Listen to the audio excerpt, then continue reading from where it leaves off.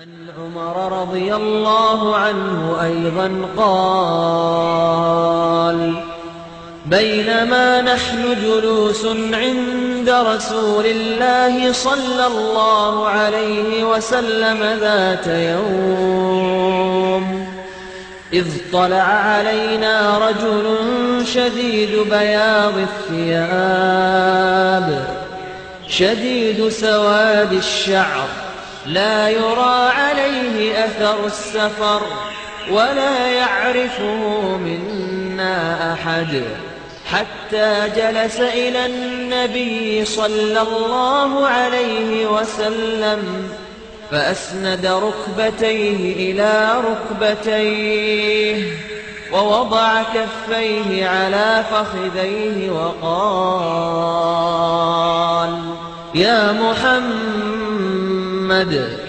أخبرني عن الإسلام.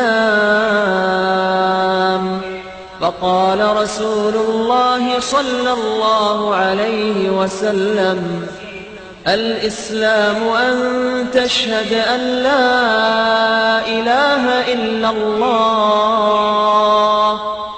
وأن محمدا رسول الله، وتقيم الصلاة وتؤتي الزكاة وتصوم رمضان وتحج البيت إن استطعت إليه سبيلا. قال: صدقت. فعجبنا له يسأله ويصدقه. قال: فأخبرني عن الإيمان. قال: أن تؤمن بالله وملائكته وكتبه ورسله واليوم الآخر، وتؤمن بالقدر خيره وشره. قال: صدقت.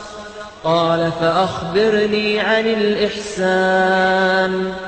قال: أن تعبد الله كأنك تراه، فإن لم تكن تراه فإنه يراك.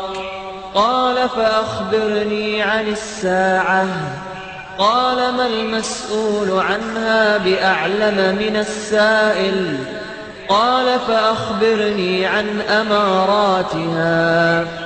قال: أن تلد الأمة ربتها، وأن ترى الحفاة العراة العالة رعاء الشاة يتطاولون في البنيان.